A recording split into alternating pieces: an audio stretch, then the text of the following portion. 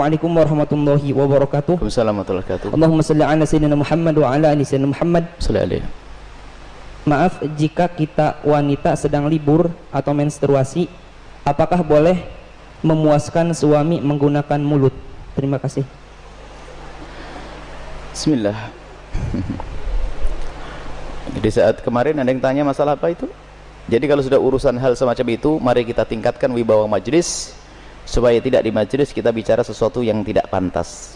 Kemarin ada yang tanya masalah apa, lupa kemarin. Juga masalah-masalah yang sensitif seperti itu. Dan jangan membiasakan kita di majelis saat membicarakan hal yang demikian itu dengan dibarengi dengan guyonan, merendahkan syariat itu, menjadi sebab barokahnya ilmu dicabut. Baik, kita bicara tentang syariat. Suami istri halal. Anda boleh berbuat apa saja suami istri. Bebas. Anda bersenang-senang dengan kupingnya, dengan rambutnya, dengan apa saja boleh.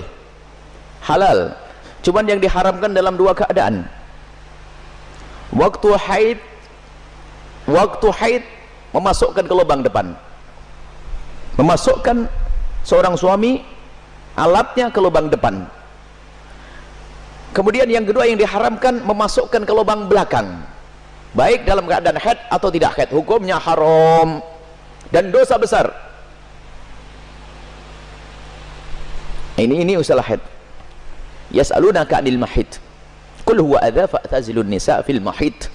Bertanya tentang haid, bagaimana? Jauhi wanita untrusan itu. Tidak boleh menggauli istri dalam keadaan haid. Haid bukan istihadhah ya. Istihadhah adalah darah tapi bukan darah haid. Ini ada ilmunya khusus. Tanyakan kepada ahlinya nanti. Kita juga punya diklat haid praktis 30 menit 30 menit. Kemudian selebihnya adalah Anda boleh bersenang-senang, boleh apa saja. Mohon maaf, jadilah wanita cerdas. Ini adalah ilmu yang mungkin jarang dihadirkan. Seorang suami yang soleh mungkin, seorang suami yang soleh, dia mungkin di luar melihat sesuatu yang diharamkan. Cuman dia orang menjaga diri. Astagfirullah, saya ngelihat aurat di luar. Karena dia seorang soleh, dia tidak mau menuruti itu semuanya. Karena itu adalah haram, maka dia tutup mata, pejam mata dan menjauhkan itu semuanya. Tapi dia seorang laki-laki normal, bangkit syahwatnya. Pulang ke rumah, istrinya mens. Istrinya ada halangan, ayo mau diapain? Ayo menjadi istri yang aktif, inovatif. Anda tidak boleh melayani suami Anda dengan sesuatu yang khusus itu. Tapi Anda harus bisa senangkan suami dengan diri Anda misalnya. Mohon maaf, ini majelis mulia. Jika seorang suami mengeluarkan air mani dengan tangannya sendiri, maka dia telah melakukan kesalahan dan dosa.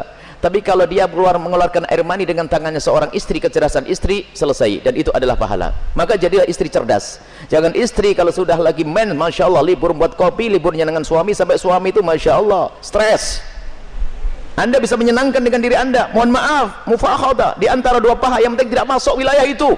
Atau apa saja, mohon maaf ini saya sampaikan majelis mulia, sebab banyak wanita gayanya sih modelnya kayak hebat-hebat, tapi Masya Allah bikin stres suami. Hati-hati itu, hei para wanita, sadar.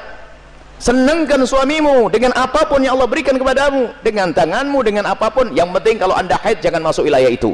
Sebab kadang suaminya sampai kena sudah tidur, masih akan diwakin kopi enggak, sarapan enggak, bang beli makan di warung aja bang, yang ngoroknya yang digedekan. Wahai para istri yang solehah, Anda harus aktif dan inovatif. Ada ide-ide untuk menyenangkan suami.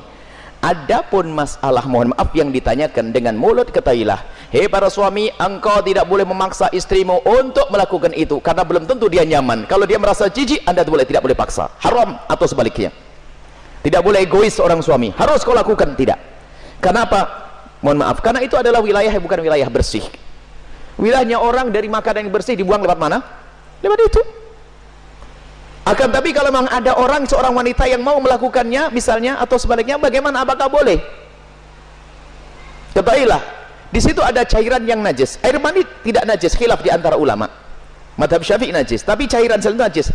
Maka kalaupun seandainya harus melakukan, mohon agar tidak ditelan. Karena itu adalah, jangan sampai karena itu najis. Tidak usah ditelan cairan-cairan. Adapun masalah air mani adalah khilaf di antara ulama, akan tapi boleh seorang suami, seorang istri melakukan yang demikian tentu dengan keridhaannya dan tentunya dengan waspada. Tidak boleh sampai ada masuk ke dalam perutnya sesuatu, karena itu ada madhi. Sebelum mani adalah najis, cairan-cairan sebelum mani adalah najis.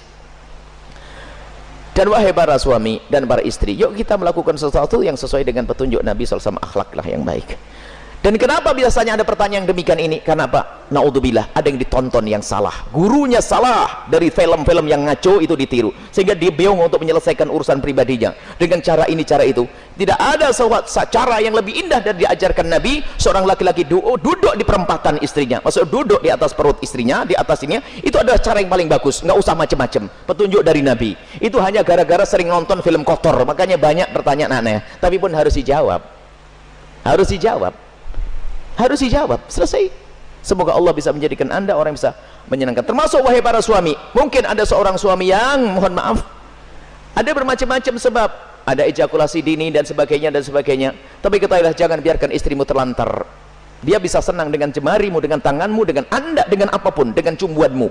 Jangan sampai menjadi seorang suami egois. Dan Nabi marah dengan seorang laki-laki yang mendatangi istrinya seperti binatang mendatangi betinanya. Nggak pakai muqaddimah, pakai minyak wangi dulu deh para suami, sikat gigi yang bersih, kemudian cumbu, rayu, seperti halnya engkau ingin melihat dia cantik, dia jaga ingin melihat engkau paling tidak agak ganteng dikit deh.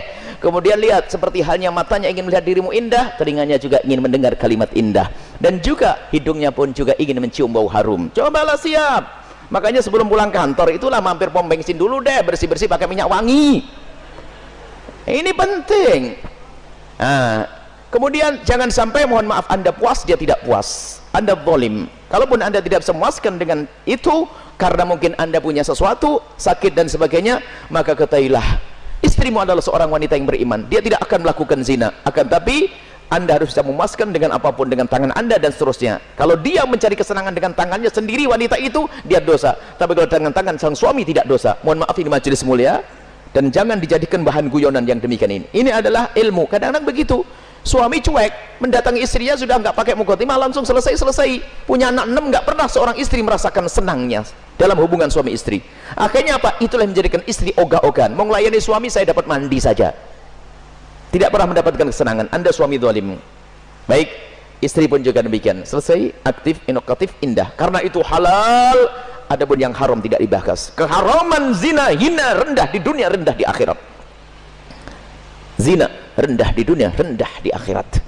Semoga Allah menjauhkan kita dari zina, mencukupkan dengan yang halal.